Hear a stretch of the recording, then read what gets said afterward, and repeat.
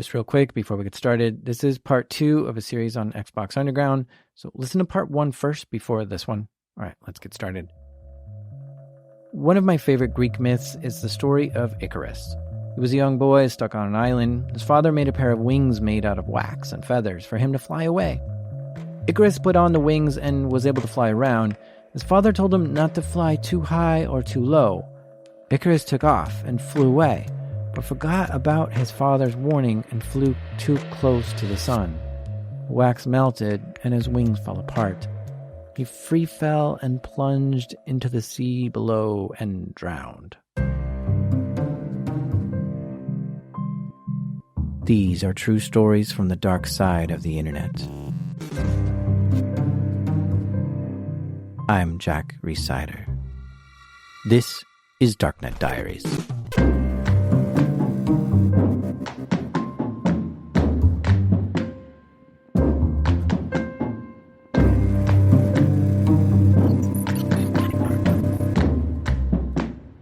All right, let's recap real quick. We left off with this Xbox Underground hacking crew having full access to dozens of networks of video game companies like Epic, Activision, EA, Bungie, Microsoft, Zombie Studios, and Steam. And we're going to be hearing more from Schizo, who was sort of watching this whole thing from afar. It's not just the Xbox that defined this group. The Xbox put it on the map. It's all the other fucking shenanigans that brought it together.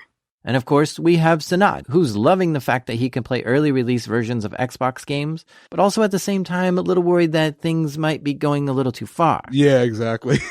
And then there's Dylan, who's just hacking into everything he can, sort of on a total rampage, but at the same time, he's willing to share this story with us. Where do we begin? And there are other hackers involved too. There's David, who's doing a lot of Halo modding, and he's fascinated with everything Microsoft. And there's Nathan, who's part of the scene. He's really smart and helps him out sometimes. And there's Justin May, or MTW, who got arrested at PAX, but is still active in the group. And then there's other characters like Austin and Anthony, who are also doing their own hacks. But they're all only after video games, though, and source code. They all pretty much agreed not to steal any credit cards or empty any PayPal accounts or make any money with this hacking. And for the most part, they didn't dig into any personal data either. One of the networks they had access to was Microsoft itself, the makers of the Xbox. Now, David was particularly interested in seeing what new stuff Microsoft was doing, and perhaps had a weird fantasy about someday working for the team behind the Xbox. So they put a lot of focus into poking around this network. They had a few valid logins for the Xbox Developers Network, and they'd log in with different accounts to see what different developers had access to. One day, Dylan logged into an account and noticed a new folder that this developer had access to, but other developers didn't. It was like, okay, this is not something that's normally there. So we click on this. It was like, it wasn't, it was just called Durango. Dylan was looking through this developer's account, which displayed different kinds of hardware components that they had access to. The developer had access to an Xbox 360 system, the Xbox Kinect, now this Durango system. What's a Durango, he thought. We had no idea what it was. Maybe this was some kind of secret project Microsoft was working on.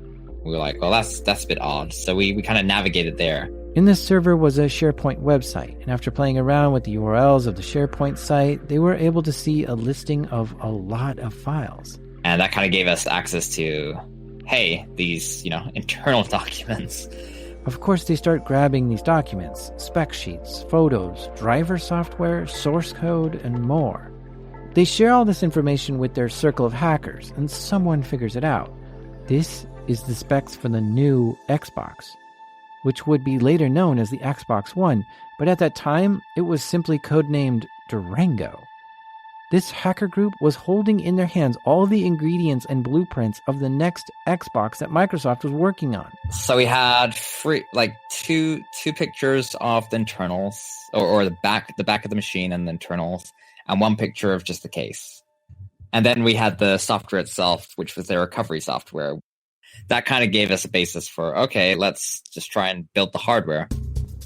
What we found out was they were using a super micro case, and if you know anything about the Xbox 360, it was previously using a Mac Pro G5 at the time. So these were just off-the-shelf kind of things. Now, when a group of hackers who are becoming experts at reverse engineering software and are able to look through machine code and had a few clues to go by, of course, they began trying to figure out what hardware it would take to run this software. So really, we just, went into the drivers, saw what the drivers were they were using, and compared them to what we saw in the pictures, cross-referenced it, cross-referenced the specs of the machine, an idea of what processor they were using, what graphics card they were using. And, pretty soon we had this identical hardware list. Everyone is thinking the same thing at this point. Let's build a Durango. They just started going on Newegg and finding all the parts on there. People started pitching in to help buy the parts and put these things together. And Nathan volunteered to get all the parts shipped to his house, and he'd build the thing. So Nathan got all the parts from Newegg. He puts it together, and he installs Durango OS on it. And it worked. Nathan had in his hands pretty much the exact prototype to the next Xbox gaming system, which nobody had yet, except for a few Microsoft developers. This was incredible. I mean, this is something every tech magazine on the planet wished they had. And here, this small group of hackers had it and was just keeping it quiet amongst themselves. It was expensive to make, though, and didn't do much more than a regular Xbox, so the group decided to sell it off. Nathan was happy to do this since he needed some money to pay for college. So the group starts asking around the people they know to see if anyone would be interested in buying it. And they did find a buyer, another hacking group, heavy into modding Xboxes. They wanted it. And they were willing to pay $5,000 for this counterfeit Durango. Okay, so yeah, the buyer paid, I believe it was $5,000 US. Yeah, they internationally bank transferred it to me while I was actually abroad. We didn't even, think this would happen. But yeah, it happened. So we were like, okay, well, time to send them the hardware. So Nathan had this unit, and the buyer wanted them to send it to Seychelles, an island off the coast of Africa. And Justin volunteered to ship it there. Remember Justin, right? He's the one who got arrested at PAX. Justin and Nathan lived in Delaware and Maryland, so not really that far from each other. He goes to meet up with Justin or MTW, and he hands off the unit to MTW to ship out. Now, why they did it that way, I have no idea. Justin may have been scamming the post office. Somehow he was able to get super cheap shipping. So he was able to convince people, hey, let me ship it. It'll be a lot cheaper if I do it. So Justin gets the package and ships it off. And somehow it never got to the destination. Justin was the last one to see that Durango. It just disappeared after that. So what really went on here? Some speculate it could have just been lost in shipping, or maybe the FBI intercepted it. And maybe Justin was an informant for the FBI, and the whole thing was just set up to make Justin look good as an informant. Nobody knows. Now, actually, Sanad didn't know any of this was going on at the time. Well, here's the thing. They would do stuff, and then when shit went wrong, that's when they would tell me, and I'm just like, why would you tell me now? You know what I mean? Because I was obviously the older one out of all of them, so I have a little more street smarts, so to say. And when certain things seems off, and your gut is telling you something's off, then it's off. And Justin I don't know what it was about him, but he always gave me this weird feeling that he was always up to something fishy. But even if people thought Justin was fishy, they still shared very sensitive stuff with him. And even though this whole selling of a Durango was shady and really weird, Dylan thought, let's do it again. And he decided to make a second one and sell it. So we didn't actually make a second one. That's the interesting thing. So I decided, okay, well, we got these photos from when we posted about it before, and I was like, well, I might as well put it on eBay and see what attention I can get from it. So you took the photos from the first one you built, and you stuck it on eBay. We took the photos, which had my username at the time on it, and we stuck it on eBay.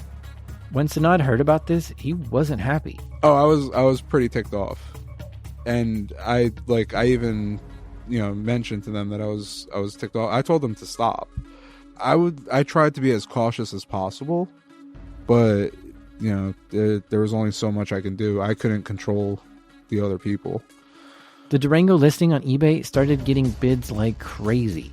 This listing went viral. It quickly rose past $5,000, past $10,000, and people just kept bidding on it. It rose all the way to $20,000. That's when, I believe, eBay canceled the auction. This was a counterfeit item and coveted Microsoft intellectual property. But it was with this that the world became known that the code name for the new Xbox was Durango. This eBay listing pissed off David. This was too risky and bold of Dylan. This caught a ton of media attention. For sure, Microsoft was going to investigate how this got stolen or created, and they might start coming after him. So David got angry and stopped talking to Dylan. It turned into such a headache, because here's a flip side of it. Imagine you're a partner of Microsoft and you're seeing that your shit may not be that secure on the Microsoft side. We want to do audits. We want audits on security. We want logs. How can we trust you guys? Think of the IT team or security personnels with each respective department. Think of the jobs that were lost, the uncomfortable conversations, the millions of dollars spent trying to mitigate this problem. It's not fun. Microsoft did start investigating this big time, and perhaps they were aware of this hacking long before this, but now they had a smoking gun that something was getting stolen from the strongholds of Microsoft, and this wasn't good for anyone. Microsoft assigned a senior security executive named Miles Hawks to start investigating the case. A few weeks later, the first person falls, Nathan Leroux. This is the guy who was creating some in-game gold in some games, and he was participating in some of the hacks for these companies, and he was the one who put the Durango together. The FBI paid him a visit. I believe him and Dylan were on like a video chat or something, and he got raided during that video chat. I don't believe I was on a call with him when he was getting raided. No. He was on an anime marathon. He was watching it for probably over a day. Yeah, so when the police showed up, you can see in his mugshot, he was completely out of it. Yeah. That's kind of the reasoning behind why he looks so shit in his mugshot, because he really didn't get any sleep. The FBI had a long and serious talk with Nathan. Who knows what they talked about, though, and how long it really was. Perhaps they even confiscated all of Nathan's computers. It was a very intense situation for Nathan. From then on out, he was scared straight. He completely disappeared from the hacking scene, and he moved to a new place and got a straight and narrow job in a small game development studio. From here, things started to break up. There was new air among the group, and things had gotten out of hand. It was uncontrollable, and there was just too many digital tracks left everywhere. People were getting angry with each other and growing apart. David and Anthony feuded over something and split apart. Sanad went quiet and kept his nose out of trouble. And Dylan just kept at it. I think at that point we were very much done. We knew we went too deep. We knew something's going to happen eventually. And I think I kind of took this route of kind of self-destruction where I just was like, you know what, fuck it. And a few others pushed on too. Before Nathan got arrested, he taught Anthony what he knows about creating in-game money and selling it. There's a popular EA game called FIFA. It's a soccer game, and it's hugely popular around the world. In the game are coins that you can use to buy extra things like jerseys and improve your players. Millions of people play the game all the time, and they want more FIFA coins to improve their team. Even today, buying and selling FIFA coins is highly lucrative. Nathan found a way to create in-game coins and sell them to people for real money, but he wasn't really good at it. It was crude, and there wasn't really a good way to do it. But now that Anthony wasn't really talking to David anymore, Anthony decided to take what Nathan taught him and try to improve it. And Austin, who was part of the group too, joined up and started helping Anthony make FIFA coins. They found a way to reverse engineer the executable to basically have the server spit out unlimited coins, and then they were selling them to some guy in China. And this was working, really well. Anthony and Austin started making good money doing this. And because they had hacked into EA and stole source code for FIFA, it made it a lot easier for them to reverse engineer how to hack it. This was growing more and more profitable every day. They would spend all their time creating FIFA coins and selling them. Meanwhile, back at Microsoft, the investigation as to who was selling the Durangos on eBay heated up. Miles Hawks, the senior security executive at Microsoft, was making some progress. Somehow, they traced Dylan's eBay account all the way back to his house in Perth, Australia. So Miles gets on a plane and heads down under. Yeah, so he was their private eye, I guess we'll say.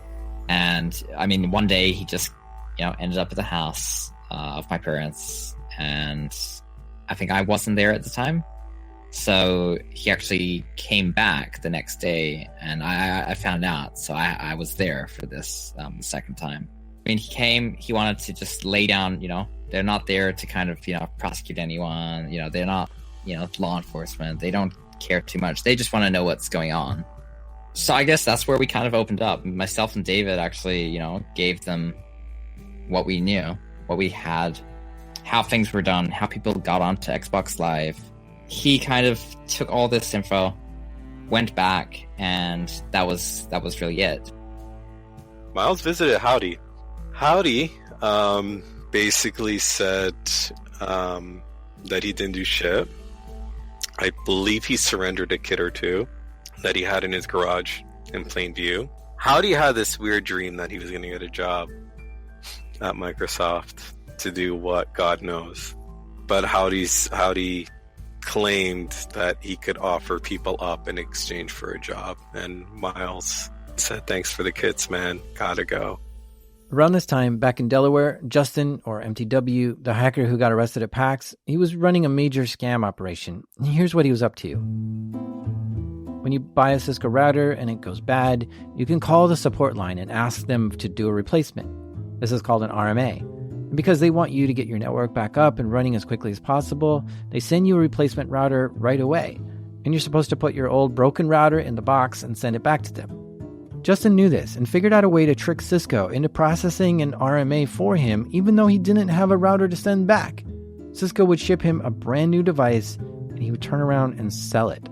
This left Cisco high and dry without any return device. And he was doing this with the Microsoft Surface devices too. Like, he was doing this hundreds of times, making huge amounts of cash, enough to buy a BMW coupe for $60,000. Justin was telling David and Dylan and the rest of the crew all about these scams he was doing. Dylan didn't seem to really care if Justin was an informant, because Dylan was sharing tons of information with him anyways. To David, the scams proved Justin was still trustworthy. The amount of scamming that he was doing was way beyond what the feds should be allowing him to do if they were watching him. And even if David didn't trust Justin, it's better the devil you know than the devil you don't. So maybe it's a good idea to keep an eye on Justin, keep him close. David was attending University of Toronto in Canada, but he was planning a trip to the US. He wanted to go to the annual DEF CON conference in Las Vegas, Nevada in the US. David told Justin about his plans to go to Vegas. And right after that, unknown to David, an indictment was created in the US for him. The indictment had 16 counts of criminal activity, including fraud, identity theft, and conspiracy to steal trade secrets. The indictment listed Sanad, Nathan, and David as co-conspirators. The feds seemed to be moving forward with this case, but why now? Maybe the feds figured out David's plans to go to the US. Maybe it was just time for this operation to crash. I don't know. However, a closer look at the indictment does reveal something interesting. There's another person in the indictment only known as Person A. A lot of evidence in the indictment was provided by this Person A. And in fact, the indictment even says that Person A did some of the hacking in the group too, which means they were part of this crew. So now we know for sure there is a snitch among the group, and they were tipping off the feds. And the indictment said this Person A was a resident of Delaware. For some reason, though, David canceled his trip to Vegas and DEF CON. Maybe he got nervous about crossing borders. Maybe some other things in his life took precedence, but he just didn't go. There's a new character that shows up at this point, an 18-year-old named Armin. Armin lived near Redmond, Washington. You know what's in Redmond, Washington, right? Microsoft's headquarters. Armin was extremely fascinated with Xboxes and had been following what's been going on in the scene. Armin's mom was dating a guy who worked at Microsoft, and he'd often come over to Armin's house after work, wearing the Microsoft employee badge. And Armin devised a plan. He acquired a badge cloner, and when his mom's boyfriend came back, he was able to make a duplicate copy of that Microsoft employee badge. Now, with a functioning badge to get into the Microsoft building, he decided to go in there and walk around. To look the part, Armin dressed like a regular employee, wearing clothes with Microsoft logos on it and looking like he belonged. He went down into the headquarters in the middle of the day, swiped his badge, and got in. He first just wandered around, taking in the sights and sounds. He was particularly in awe of just being there. He was in the belly of the beast, of the place he obsessed over. This was where they made the Xbox, and some of his favorite video games were made right here in this building. It was cool just seeing the place. And I admit, I've been on that campus too, and I felt a sense of awe. There's like a soccer field right in the middle of campus, and free sodas for everyone. And just the sheer brain power that's walking around there is extraordinary. For about a year, Armin would come and go on the Microsoft campus, becoming familiar with it and learning the layout better and better, all while using a rogue employee badge. Armin dreamed about one day working at Microsoft. He applied for a position at one of Microsoft's vendors as a quality assurance tester. And he continued to dress in Microsoft swag and go on campus and wander around the offices. Eventually, he found the office where the engineers and developers were working on the Durango. As he walked through the offices, he spotted one of the actual Durangos. Whoa, this was a real, authentic, official Microsoft Xbox One prototype. Armin spent the last year infiltrating this campus, and it was at this moment that he knew what to do with his access. He waited until the coast was clear, grabbed one of these Durangos he found, shoved it in his backpack, and quickly left the building. Amazing. He got all the way home and unloaded the console. He had a fully working, authentic Durango now. He was absolutely brimming with excitement from the rush of this. But it's really hard to contain this kind of excitement. He reached out to Austin, one of the members of this Xbox Underground, to tell him about it. At this point, Austin kind of was done doing things with Xbox Underground and was making a shift to selling FIFA coins with Anthony. So Armin told Austin that he had an authentic Durango, and he wanted to know if Austin wanted one too. Austin asked at what price. Armin wanted logins to the Xbox Developer Network and a few $1,000s for it. So Austin called up Dave in Ontario and told him about Armin. Dave was baffled by this deal, but was too curious to turn it down, and they were put in touch with each other. Dave and Austin both agreed to buy one, so Armin formed a new plan. In September 2012, Armin gets dressed in his full Microsoft attire and gets a big, oversized backpack, and he gets ready to go into the headquarters. He waits until about 9 p.m., walks up to the building, swipes his badge, and he's in. Business as usual, no problem. He knows the place well, so he knows where to go to try to look for Durangos. He's walking through the office, looking for them. He's getting nervous, he's getting sweaty palms, he's looking around a lot. He hears footsteps. He dives into a cubicle and waits for the footsteps to go away. As soon as the footsteps go away, he scurries up the stairs to the 5th floor where he thinks he could find the Durangos. When he opens the door to the 5th floor, it's totally dark. Perfect, he thought. He starts walking through the office in the dark, but some motion detectors sensed him and the lights flicked right on. This spooked him, so he goes back into the stairwell and down 2 flights of stairs. He opens the door into the office and wanders around there. Walking through rows of cubicles, he finally comes across a cubicle with a pair of Durangos in it, and sitting on top of one of them is a black high-heeled shoe. He looks around. Nobody is there. He grabs both Durangos, jams them in his backpack, and takes off for the door, leaving the black high-heeled shoe right there on the floor. He goes into the lobby, walks through the door, goes outside, finds his car, and drives home. Success! Armin ships the 2 Durangos to Dave and Austin and gets his cash and logins. Awesome, he thought. Dave was amazed too. But then Armin got a call from that Microsoft vendor that he applied to, saying he got the job as a quality assurance tester. Whoa, I'll take it, Armin said, and went to work for them. Microsoft discovered these 3 Durangos were now stolen and started investigating. They found some security footage showing Armin leaving the building, and this was enough to identify Armin and get him arrested. Microsoft wanted the Durangos back really bad, and Armin was only 18 and was scared of the legal troubles he was facing, so he begged David and Austin to return the Durangos.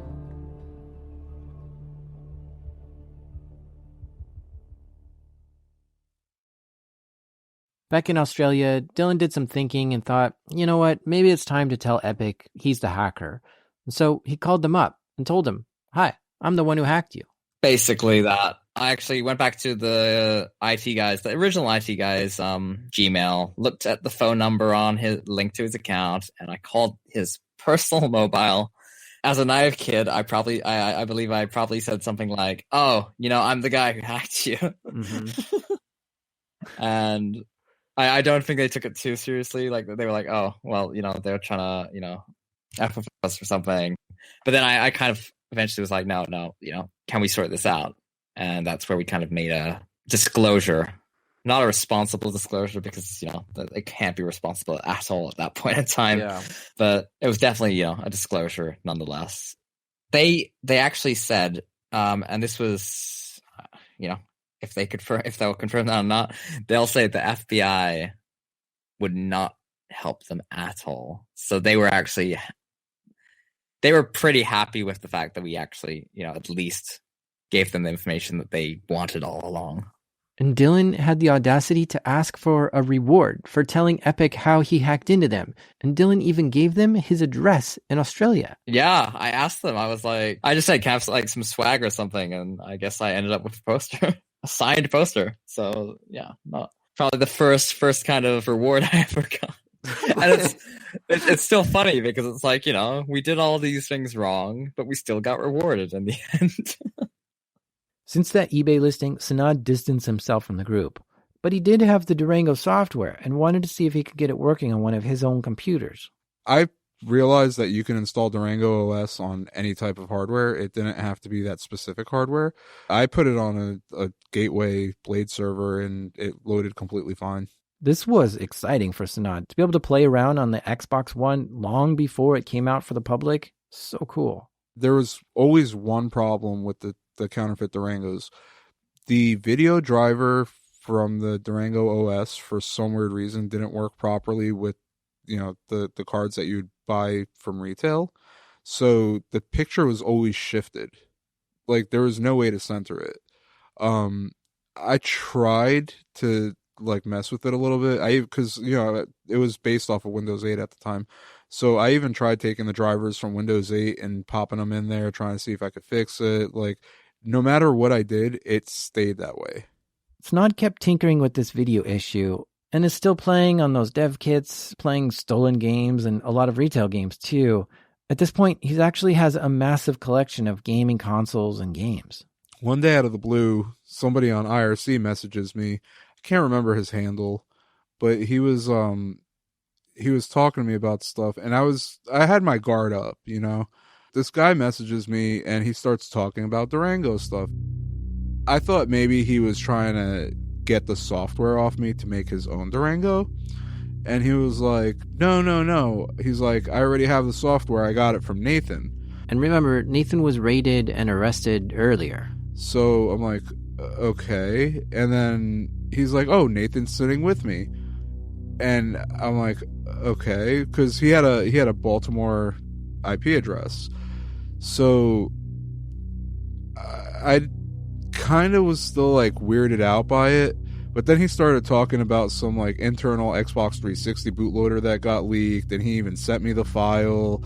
And then he tried to explain what it was, but he really didn't know what he was talking about. I guess he had somebody else hop on and explain it as quote-unquote Nathan, and then it made more sense to what it was. And then I'm like, let me see the picture of your Durango. So he takes a picture with, he wrote out his alias and a timestamp on it, and I look at the screen, and the one problem that we could never fix was apparently working for him, which was the video issue. So I asked him about it, and he's like, oh, I figured out a way to re-sign the drivers and blah, blah, blah. And to me, it just seemed off. So my response to him was, I think you're a UC. And he just starts going off on me. He's like, you think I'm an undercover and this, that, and whatever. And I mean, let's be realistic. If I say to somebody, I think you're a UC, how many people are going to know that stands for undercover? You know? So I was just like, all right, I'm like, this dude's totally a cop. So I stopped talking to him. A couple of days go by. He doesn't hear anything from that guy anymore. But then comes the day that Sanad will always remember. It was December 4th, 2012 at 5:30 in the morning. I have, like, insomnia issues, so I was taking sleeping meds at the time. For some weird reason, they didn't kick in until, like, 3:30 in the morning. 2 hours later, I wake up to loud banging on my door, and I'm just like, who is it? And they're like, it's the police, open up, open up. So I'm thinking police, maybe the house is on fire or something, like maybe something happened or something, you know what I mean? So I go to open my door, and they had kicked and banged it so hard that the doorknob jammed, and I'm just like, I can't open it. So they're like, stand back, and next thing I know, the door flings open, I see a shield and then guns pointed at my face, and I'm in my boxers, mind you, so I just put my hands up in the air instantly. It's the FBI. Now, Sanad is Middle Eastern, and he thought all this is probably for the hacking, but he didn't want to admit anything before he knew for sure. They pull me outside, and it's freezing cold. Like I said, it's in December. My neighbors are driving by thinking that, like, I killed the president or something because of how many FBI agents they sent to my house. It had to have been at least 4 dozen. There was, like, close to 50 agents there. It was insane. So I'm like, what's going on? And the special agent in charge was like, oh, we got to finish clearing the house, and then, we'll pull you back in and we'll talk to you. I'm like, okay. They pull us in. It was me and my dad, which, by the way, my dad's, like, he's not dark skinned, but he's got really tan complexion. He looked like he was a ghost. Like, he was just white. They have him in the family room and me in the kitchen. And they're asking my dad, like, your son took the Project Durango. My dad's like, the truck? Like, he had no idea what the hell they were talking about. They were like, your son stole millions and millions of dollars and this, that, and whatever. And my dad's like, no, he didn't. He's like, I would know if my son had millions and millions of dollars.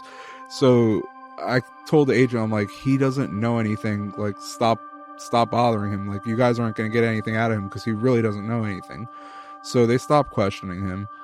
Then, they go to me and they're like, all right, they're like, we want to show you something. So he pulls out a little manila folder, and the first thing he pulls out is a picture of the Durango. I'm like, okay, well, he probably obviously saw that on eBay or something. So then he starts talking about Epic Games and Valve and all this, that, and whatever. And then he pulls out chat logs between me and other people. And that's when I realized, like, somebody set us up. Now remember, Nathan was also raided by the FBI, so you might think that all these chat logs were something they took from Nathan's computers. No, they had logs from dating way before Nathan. So this was not something Nathan would have had. It would have been someone who was around much earlier than that. Sanad knew that someone in their circle had to have been an informant, tipping off the FBI, providing chat logs and screenshots to them, giving up real names and locations for people. Sanad was pissed. The level of anxiety was, like, through the roof. It was just so much going on. These guys with masks came in the house and went right to my room. It was insane. The only time I've ever seen anything like that was in the movies. The FBI began confiscating everything from Sanad. He had a lot of stuff too. First, the FBI started taking all of the Xbox dev kits from Sanad. There was quite a bit. It's probably around like 20 of them. Geez, that's a lot of dev kits. And he had 3 retail Xboxes too, and a ton of other games and consoles. Yeah, they took a Dreamcast, they took a Nintendo 64, They took I had a binder with a whole bunch of like internal Microsoft disks and internal like Sony disks and stuff like that they took. There was like a whole bunch of like miscellaneous stuff they took. Like they got so lazy or tired or whatever of writing stuff down that they started labeling stuff like bag of microchips, bag of CDs. Like there was just so much stuff. They were literally there for like 5 hours clearing up everything. My seizure list was 4 pages handwritten. So one of the agents goes, oh, my buddy does this thing where he gets all the old, Sega Genesis games and stuff like that, and he plays them, and, he has a whole bunch on one thing. I'm like, yeah, those are emulators and ROMs, and I'm pretty sure that's piracy. And then the agent in charge is like, hey, we're not talking about that right now. And I'm looking at him like, so it's okay if you guys do it, but as soon as somebody else does it, it's not okay. I was a little ticked off. Like I was having anxiety, and I was taking Klonopin at the time for my anxiety. He literally wouldn't give me my medication. He sat the pill bottle in front of him and said, "These could be anything." And they also found some drugs that Sanad had. Yeah, I had some pot, and the agent pulls my bowl out and brings it to me, and he's like, "What's in this?" I said, "Pot," and he goes, "I'm gonna have it tested," and I'm like, "Okay." So he calls up the local like narcotics people, and they come and they like scrape a little off it. And he's like, yeah, it's pot. He literally just left everything where it was. Like he left the pot in the bowl right on my desk when they left. Sanad smoked cigarettes and weed, but wasn't really into any other drugs. And all this was just on a casual and small scale. I don't know if the police just overlooked it or didn't care or felt sorry for him, but yeah, they left the pot. After the FBI finished seizing everything, they didn't take him to jail. They let him stay home and said they'll follow up with them later for next steps. They left a search warrant with Sanad to keep, and he wanted to show the others this search warrant. So I posted it on Facebook, and Dylan saw it and decided to dox the special agent in charge and the judge from Newark that signed the search warrant. And he put a hit out on both of them. He put a hit out on some forum on the special agent in charge and the judge. I don't know if it was a joke or, but like still, it made me look really, really bad. When about discovering, who they were, their personal information. So yeah, I probably did dox them a bit because I believe I actually posted a text file with their information.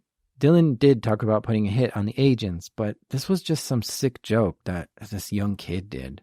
Nothing ever came of it. As far as federal agents went, yeah, that was a stupid thing from me to say, but I did actually say it, yeah. You kind of have this attitude of like, when the shit goes bad, you kind of just... dig the hole deeper. Yeah. Yeah, that used to be the general way I dealt with things, I think. I was a bit of a naive kid, and I think I kind of, it kind of shows with how careless I was, how kind of out there I was. When a computer experiences a kernel panic, there's no telling what it might do. It might crash, it might corrupt files, it might reboot, it might not do anything. But when Dylan would have a kernel panic, you couldn't predict what he would do either. Despite all of this going on, Dylan was still hacking into places, everywhere. Because it's an absolute thrill to get into places you're not supposed to get into and grab stuff you're not supposed to see and play games you're not supposed to play. One night, Dylan, still only 17 years old, was focused on trying to hack into a game studio. These late-night hacking sessions were typical, and this one lasted all the way to when the sun started to come up the next day. And I kind of noticed, it's pretty early in the morning, and there's police outside the house. I guess this kind of like panic set in. I was like, shit. There was at least a dozen armed police. They were armed, so, they weren't just normal police officers. So I knew, shit, something's up. It's always so weird to me to hear that hackers get this huge army coming after them. I think it's still even to the day. I mean, you're a hacker. You're, obviously, you're a very dangerous person.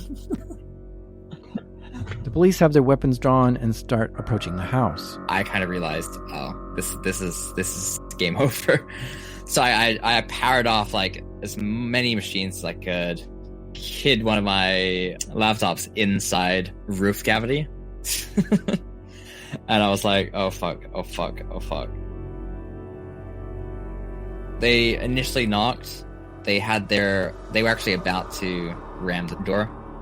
But one of my parents actually opened it, I believe. To which they, quickly searched the entire house to, make sure it's all clear.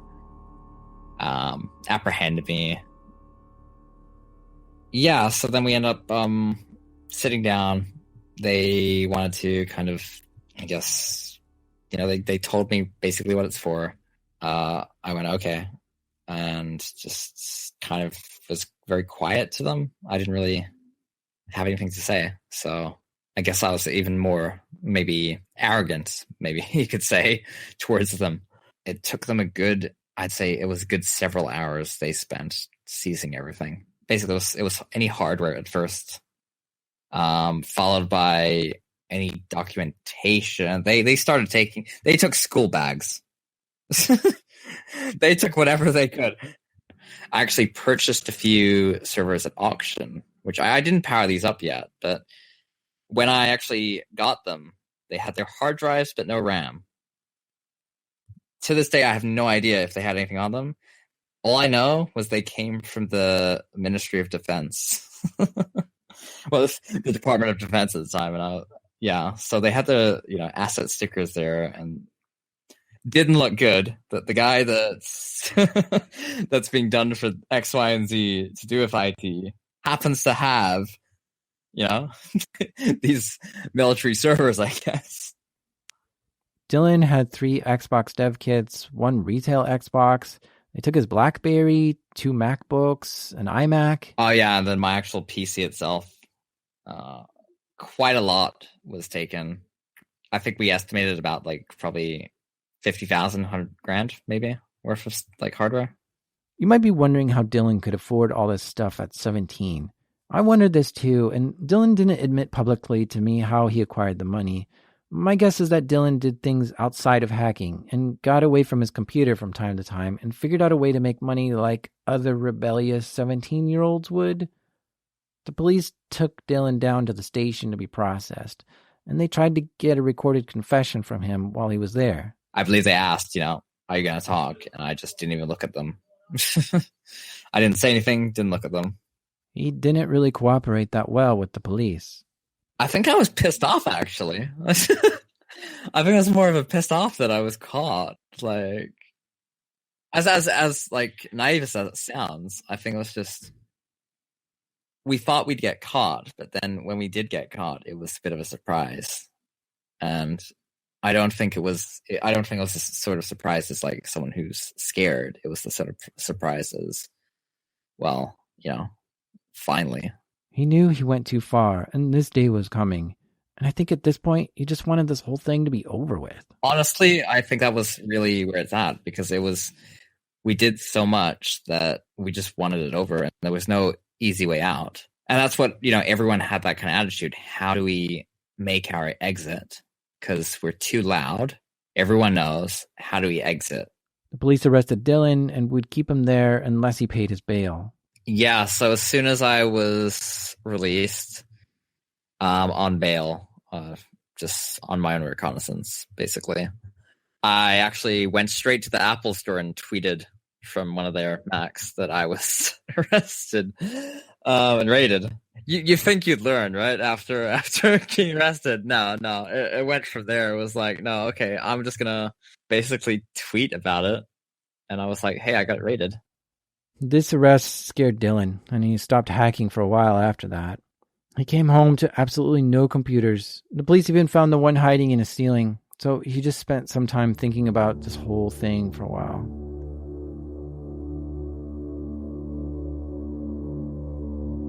Meanwhile, back in Canada, Dave is still attending University of Toronto and still doing some hacking. He had a Volkswagen Golf R at the time. He loved that car. He souped it up a lot too. It looked slick. He wanted to buy a new bumper for it, make it look even cooler. He found a place in the States who was willing to sell it to him, but for some reason they wouldn't ship to Canada. Justin offered to have it shipped to his house. Dave was paranoid about entering the US. He planned many trips there, but canceled them last minute. But for some reason, he decided this time he's going to go through with it. So David liked this plan. They would ship the bumper to Justin's house. David would drive 8 hours down to Delaware and pick up the bumper, grab a bite to eat with Justin, drive back. David's father was also in on the plan, so they could take turns driving. David and his father get the family car ready, and off they go. They head south from Toronto and go across the bridge into New York State, and they have to go through a border patrol checkpoint. They stop the car at the checkpoint. The guard there takes their driver's license and looks at it. They run it through the computer. And after a few minutes, the guard comes back to the car and says, "What's Xenon?" Xenon was David's hacker name. This was his online name, his Twitter name, forum handles, and so much more was connected to this name. David's heart sank. The blood rushed out of his face. He was puzzled that this checkpoint guard knew this. He tried to explain to the guard that it's nothing, and he tried to play it cool. But before he knew it, a few men in dark uniforms started approaching the car. David's dad said, "Something's wrong."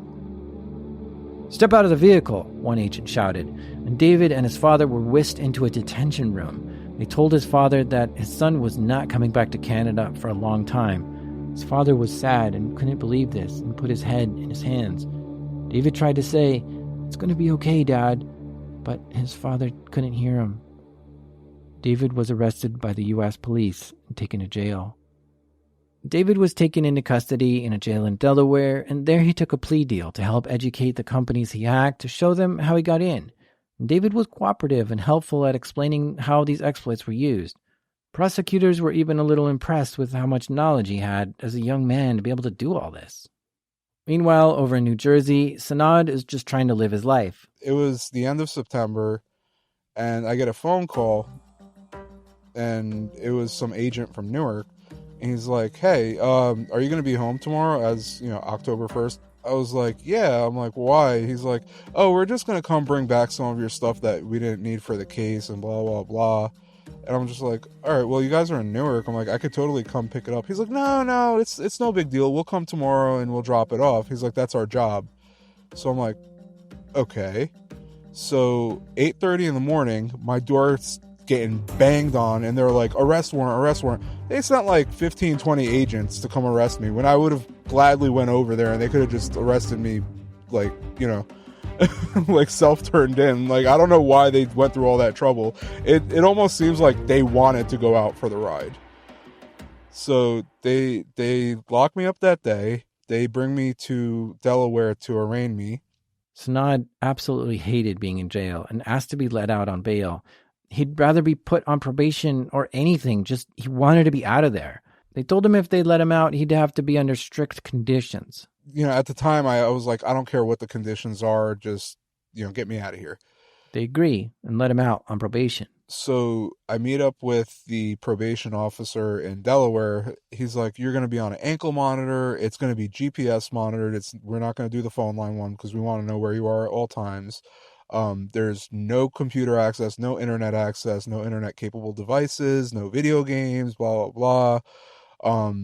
He's like, you're going to submit to drug tests and this, that, whatever. And I'm just like, okay.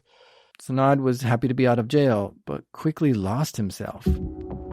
Little did I know how hard it would be to completely go from having, internet in your life to not having it at all. He wasn't even allowed to have cable TV since that could also be used for internet. So he got real bored real quick. Somehow during this time, he finally got a copy of the indictment that was against him. I get a copy of the indictment, and I start reading about Person A from Wilmington, Delaware. We all only knew one person from Wilmington, Delaware. Justin. Sanad was pretty upset that Justin would do that, but at the same time, he wasn't surprised since the whole incident at PAX, he's always been very suspicious. But this solved the mystery of when he was raided that so many chat logs were in his file. But combine this with the boredom of his probation conditions, things weren't going well for Sanad. I was literally a prisoner in my home. It was insane. So I started kind of losing it a little bit. I got to the point where I just didn't even want to charge the ankle monitor anymore, and I was just sick and tired of it. I started losing it. You know, my friends were afraid to come see me, and I got so bored, and you know, I couldn't live with myself anymore. So I was just like, you know what? I'm just not going to charge this bracelet anymore. And I stopped charging it. The first time I get a phone call at like 3 o'clock in the morning, it's my pretrial officer, and she's like, you need to plug your bracelet in and charge it up right now. So I'm like, all right, whatever. So I charge it. And then like a few days later, I decide to stop charging it again. And then April 1st of 2014, the phone starts ringing like early in the morning. And I'm like, who the hell's calling at this time? I go to the family room, I pick up the phone, and it's like, this one guy's like, yeah, we're the U.S. Marshals and the New Jersey State Police. We have an arrest warrant for Mr. Neshua. And I'm like, it's April 1st. Somebody's got to be playing a trick on me. I look out the window, and there's a U.S. Marshal standing right there. So I open the door, you know, he just walks right in, and he pulls out the chains and everything. He's like, you know, you're coming with us. During Sanad's probation, David was still in jail. The police put David in the back of a van to drive him to court to talk to a judge, some pre-hearing thing. But there's someone else was in the back seat too, a 20-year-old white guy, lanky, freckled, long hair. David recognized him. It was Nathan. Nathan had been arrested too, and now all three of them were in custody facing court appearances. This was the first time David met Nathan in person, and here they are in the back of a police van. After Nathan was raided, he was done with hacking. It freaked him out. And now that he was arrested on the way to court, this freaked him out all over again. He wasn't taking this well. David told him that it was Dylan who took this all too far. Dylan's an asshole. And David even told Nathan, you can rat on me or do whatever because you don't deserve this shit.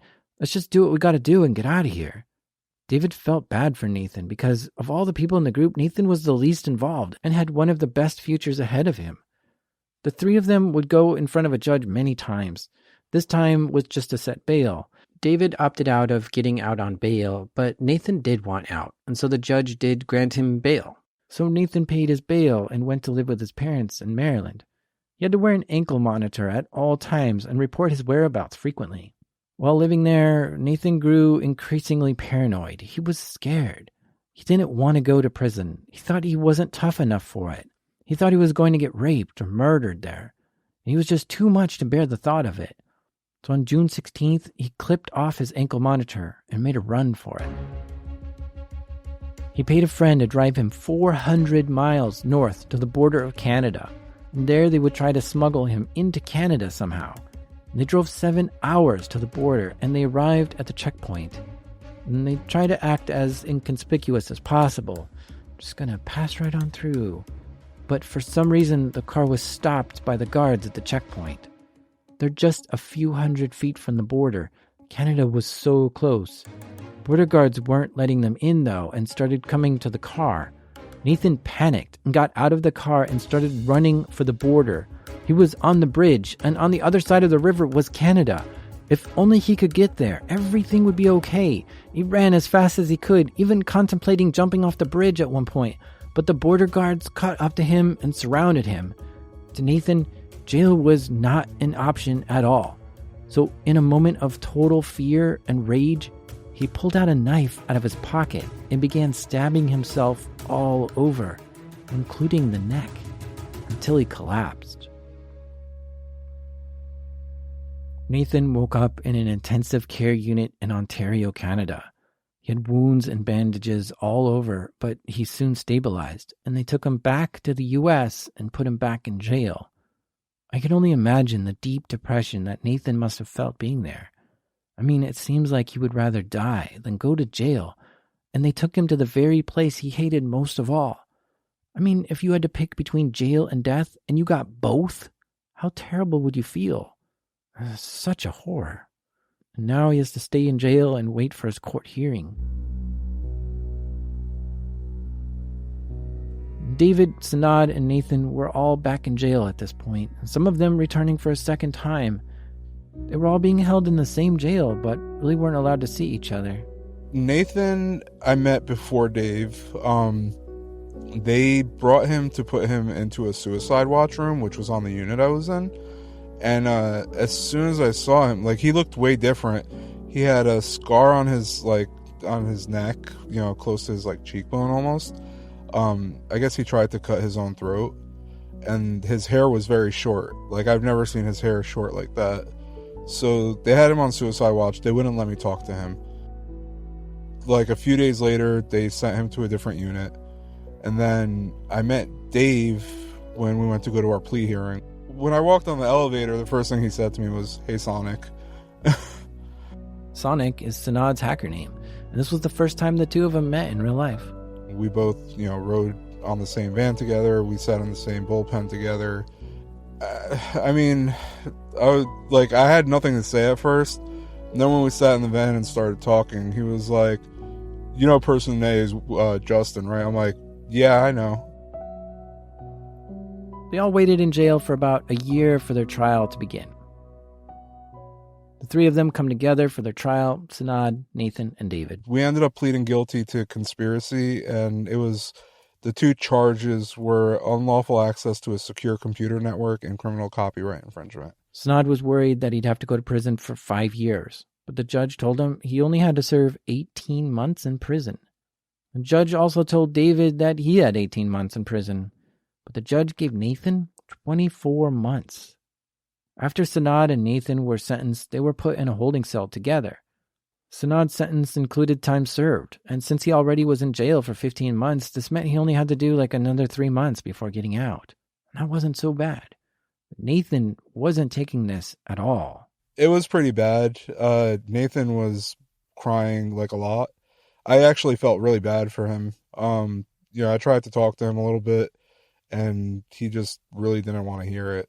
He was very distraught. David, Sanad, and Nathan were all locked up in prison to serve out their time. Back on the other side of the globe, in Perth, Dylan was facing a world of legal battles.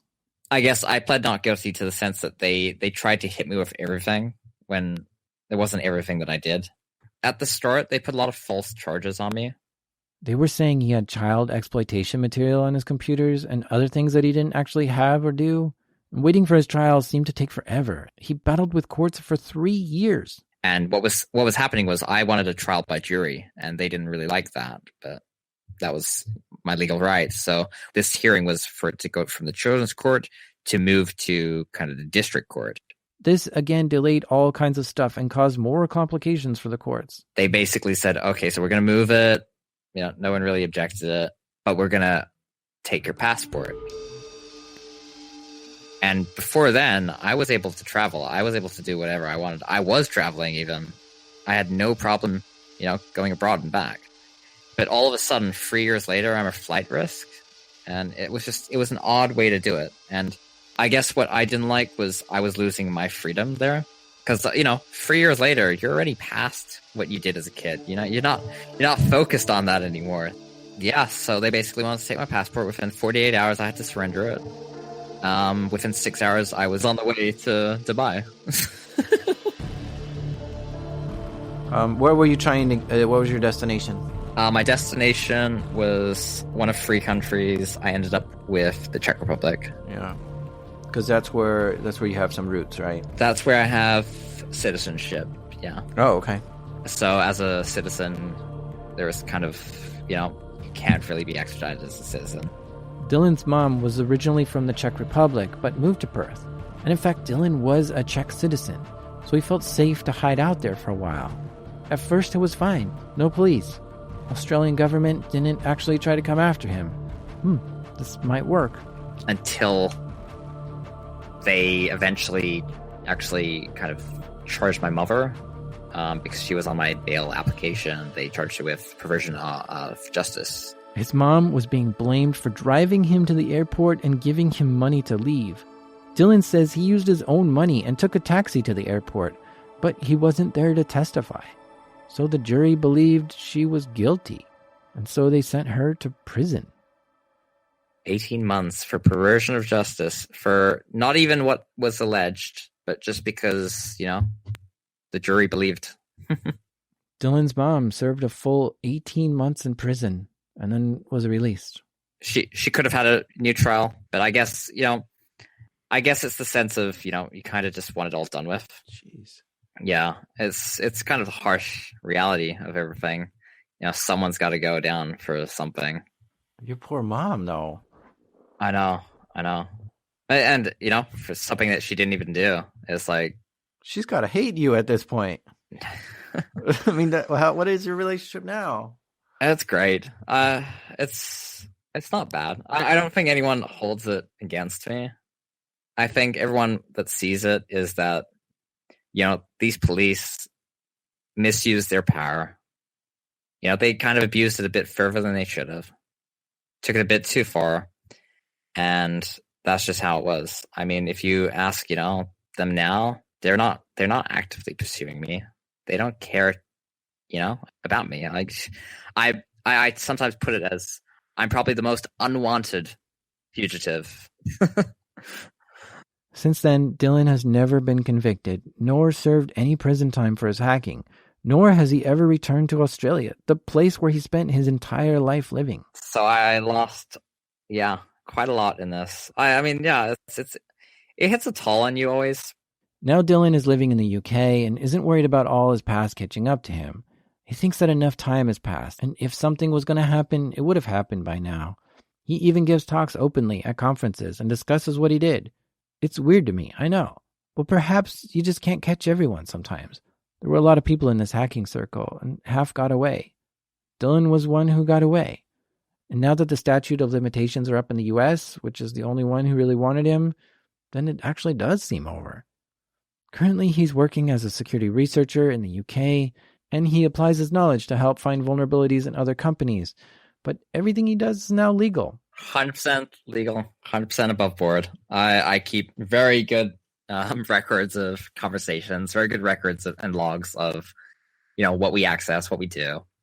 And yeah, somehow he has no fear at all about police coming after him anymore. Look, I've worked with police. I'm active in the community. I go to every single, InfoSec convention in London, XYZ, I'm not hiding because I'm not doing anything wrong. I did something when I was a kid, when I was a teenager, an underage teenager. It was wrong. I learned from that. Don't judge someone on their past. I think judge someone on their present. We all do stupid things in our past. We can't change that, but we can always, make a better picture of ourselves. As Sanad sat in prison and looked over his court documents, something didn't add up. Austin was added to his indictment as a co-conspirator. He's the one who was doing a lot of hacking with them and then went off to make FIFA coins with Anthony. Austin was listed as a co-conspirator in the indictment and was also facing charges. Okay, this makes sense, but something's missing here. Where was Austin?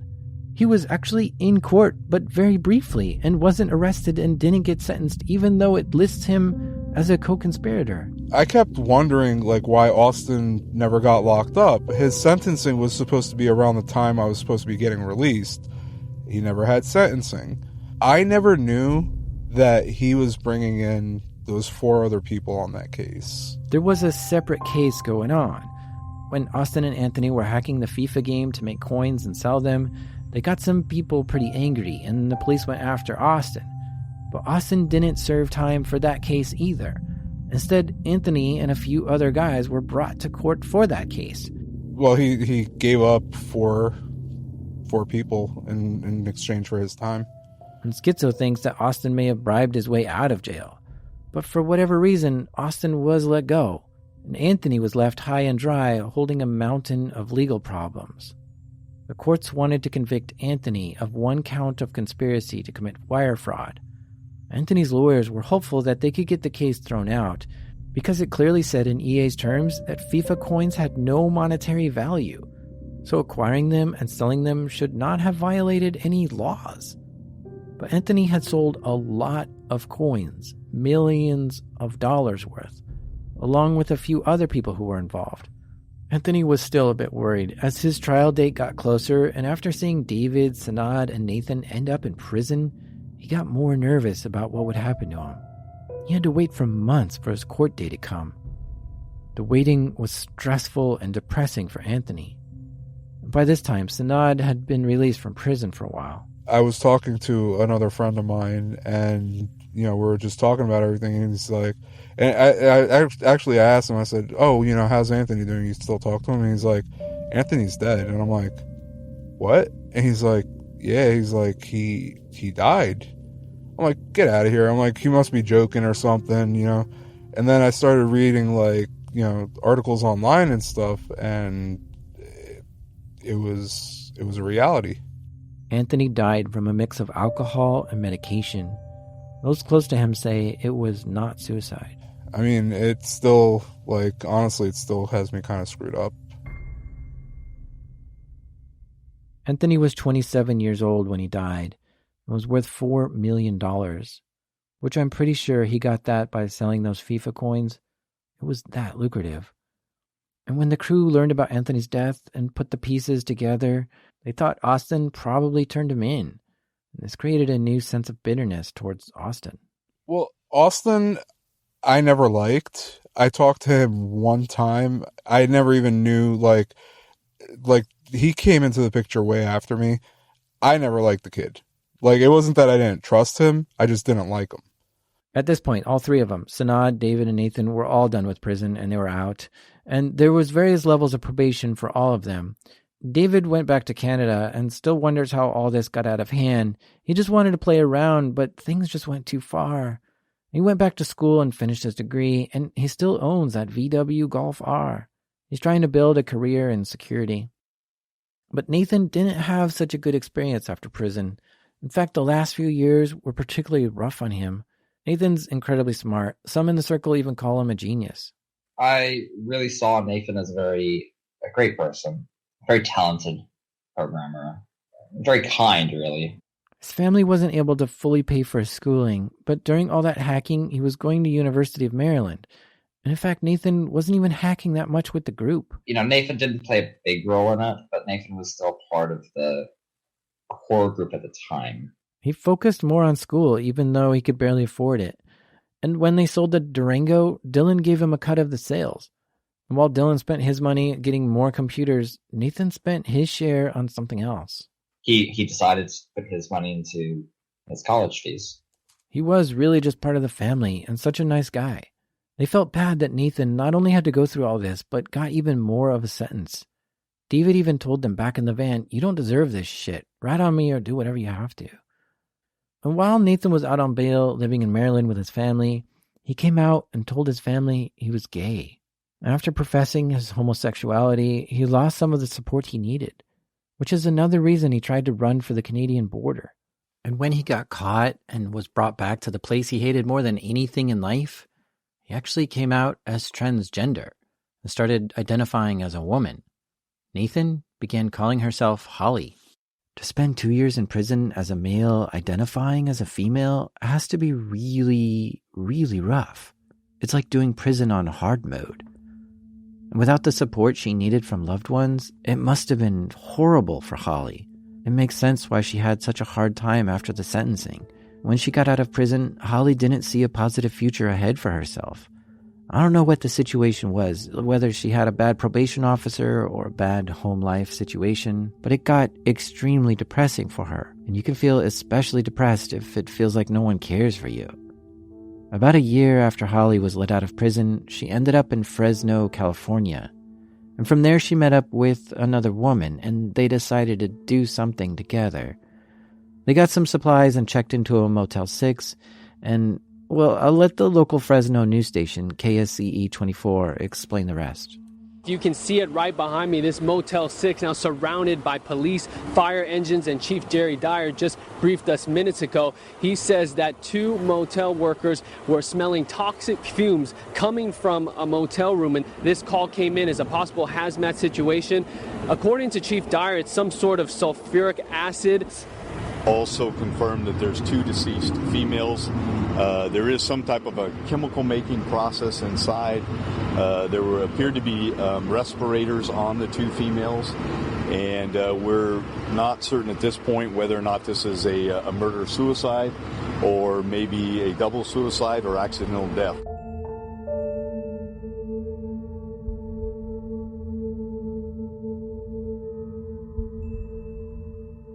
While all these people were getting arrested and sent to prison, Justin, or MTW, or Person A, continued to scam Cisco and Microsoft by requesting replacements for devices he didn't have.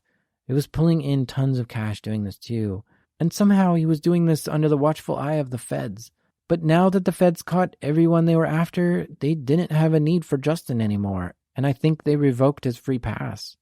Justin got arrested and pled guilty to 35 counts of mail fraud and laundering.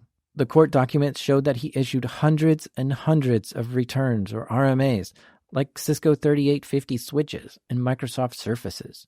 The records indicate he made about $300,000 from these scams. Justin is currently sitting in a jail, waiting for his sentencing hearing, and he could be facing years in prison for all this scamming he did.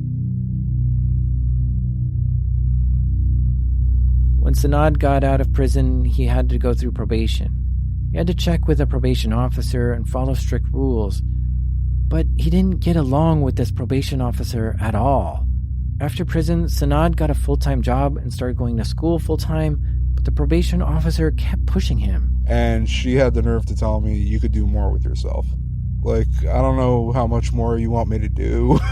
You know, like, not many people will work full-time and go to school full-time as is, you know. And one of the terms of his probation was that he would be allowed to use a computer if he went to school, but his probation officer refused to let him use one. You know how hard it is to go through college without a computer? During this time, the probation officer visits Sanad at his home a bunch of times and checks on him. But he starts just hating how she's treating him. She kept pushing my buttons. Everything that I would ever ask her would always be a no. And, like, for example, like, I would want to go down and see, you know, my sister in Virginia or something, and it's no. You know, like, she would come up with the craziest reasons to why she wouldn't let me do anything. It was December of 2015. The whole thing in San Bernardino had happened. You know, I just started this job at a vapor shop. I'm there for a few weeks, and these two guys come in. So as soon as I saw them, I'm just like, these guys are federal agents. We go to the back room in the shop, and they sit, you know, across the table from me, and I'm sitting down. And they start asking me questions. You know, they're like, oh, can you tell us about your encrypted chatting? And, you know, you're chatting over Xbox Live and PlayStation Network and, you know, all this stuff. And I'm like, you know, that's all on my paperwork. And they're like, oh, this is completely different from the Baltimore investigation. And I'm like, why do I feel like I'm being interrogated? So I'm not sure if it's because the whole thing with Dylan, you know, leaking the information on the special agent and the judge, they wouldn't show me their actual badges with the names on them. They just showed me their little shields. And then he was like, you know, I'm agent so-and-so, and this is agent so-and-so. We're from the JTTF. And I had no clue what the hell the JTTF was. So I'm like, what's the JTTF? And he's like, the Joint Terrorism Task Force. He says this, my heart literally stopped for a couple of seconds. My mouth dropped. I was in complete shock. Why are these people here? He starts talking about the San Bernardino thing and like all this other stuff. And I stop him and I'm like, honestly, I feel like you guys are just here because I'm Middle Eastern. Suddenly, Sanad feels like he's being interrogated as like a possible terrorist, and it really bothers him. Under the Patriot Act, suspected terrorists can be treated very differently than regular criminals. But Sanad's boss stands up for him, and she starts telling them, hey, he's already served his time, and leave him alone. So they leave. But Sanad finds out that the two agents first had a chat with the probation officer who told them to go visit him at work. And this really bothered Sanad so much more. Like, you've been to my house so many times, and you know I'm not a violent person. Why didn't you just tell them to come to my house and talk to me? Why would you let them come to my job? So when I confront her about it, right, and she saw how upset I was, she had the nerve to tell me, well, you just need to move on from this. The pressure from this probation officer was just growing more and more for Sanad. It was just too much for him to handle at this point. Even though he was living at home and his dad was there for him, Sanad was in a dark place. It was a really bad time. Even worse than prison. I was depressed. It was just... They put me through so much that I was just sick and tired of it. The pressure was enormous. The depression was unignorable. Everyone has a breaking point, and this was Sanad's breaking point. He couldn't deal with this anymore. So he bought some heroin, too much for any one person to need. And one night, when the depression got too bad and everything was just too much, he fixed up some needles. I tried to overdose on opiates, specifically heroin. He loaded up the needle with what he knew was too much, and he shot up. He closed his eyes. Everything went dark. He fell over onto the floor. His dad was home at the time. Yeah, they heard a thump, and then they went to my room, and they found me laying on the floor unconscious. His father called 911, and the paramedics arrived quickly and injected him with Narcan, a medication used to block the effects of opioids. Within a few minutes, the Narcan kicked in, and Sanad came back too. Oh, God, it was the most painful feeling in my life. I honestly felt like I got hit by a truck. Like, my whole body just felt so sore and achy. It was an extremely horrible feeling.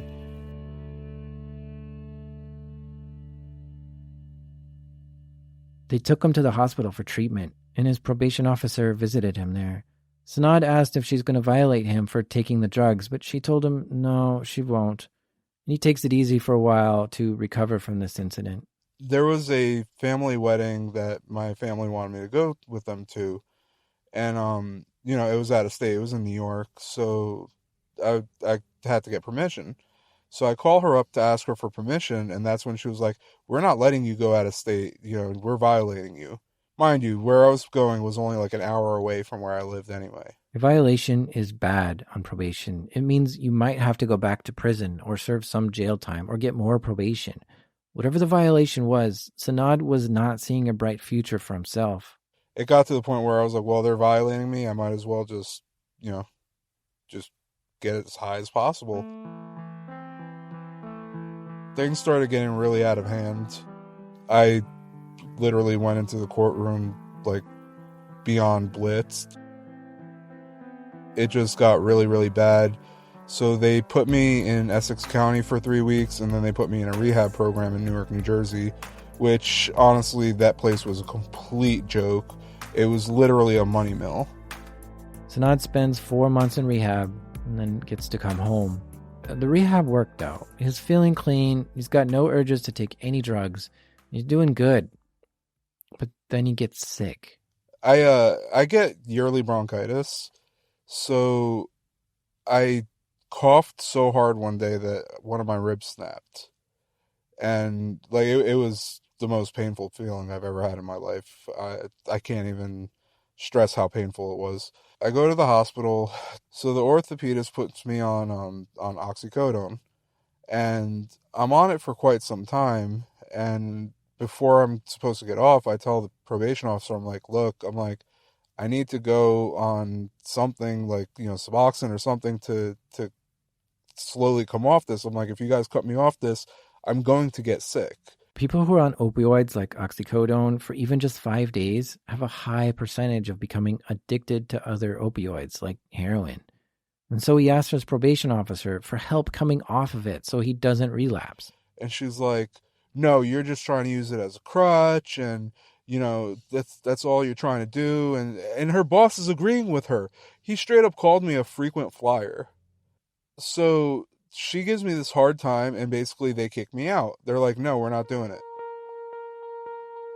Of course, I get sick, and the only thing I knew that would take away that feeling was more opiates. Oxycodone's not very easy to find on the street. The only thing I knew what to get was heroin, because that's the easiest thing to find in New Jersey. So Sanad begins doing heroin to get his fix. But soon after that, the probation officer finds out he's on it. She shows no sympathy for him and brings him directly to court to see a judge. When I went to court, the judge was like, I understand you broke your rib, and I know how painful that could be, but I'm doing this to save your life. And then she gave me 9 months in federal prison and another year of probation. Sanad serves his 9 months in prison, which he has many more stories about being in the shoe and other issues that went on there. But when he gets out, he gets permission to move to West Virginia to live with his sister. Perhaps a change of scenery will help him serve his probation better. Honestly, my probation officer down here is awesome. She does not bother me. She's basically like, look, just pass your drug tests, don't catch any new charges, don't use any unauthorized computers, we're good. Yeah, so tell me about your computer usage today. What are you allowed to use computer-wise? The smartphone that I'm talking to you on, and it has monitoring software on it. For the last 8 years, Sanad has not been able to use any technology other than this phone he's allowed to use. And no video games at all. No video games for 8 years. But in August of 2019, just last month, his probation was done. He served all his time. And now he can go and play video games if he wants. He said that on midnight of that night, he was going to go play Halo. In case you're wondering how I made this episode, Sanad's phone sucks. And since that's all I could talk to him with, I found a person in West Virginia to help. Her name is Diane. She had a mic and was willing to record this interview for me. I appreciate Diane's patience. No problem, I'll let her know. He said he really appreciates her patience. Yes. Oh, and Sanad? He's been sober for a year now and feeling much better about life. So all this brings us to today. Wow, what a magical time to look back and see what the Xbox had to go through to become what it is today. The Xbox hacker scene in the 2010s was a special era to be part of. I really don't think something like this will ever happen again. Of how fucking wild and insane it was. It was anarchy. Why wouldn't it happen again? On the console side, shit's locked down like a motherfucker now. Well, that's because someone ruined it. Yeah, we did. Thanks, MTW. No, but I mean, as I said, like the overlap of groups and communities and stuff like that. The Wild West that, Partners now it was. Things now are on allowed lists and stuff like that. Security is taken to a different level. There's no, at least on the Microsoft side of things, there is no dev kits anymore. There's no specialty or proprietary made units anymore. Security is a huge, huge focus now, and rightfully so. It's been how many years since the Xbox One has been released, and you don't really hear of anything being done. Not to say that there isn't work being done in the background. I'm sure there is. But it's not public. You don't really hear much of anything public. It's from what I've heard, it's a very tight-knit group. And even at that point, it's not much is being done progress-wise that is worth a shit. Let's put it that way. If I'm wrong, so be it, but this is what has been conveyed to me.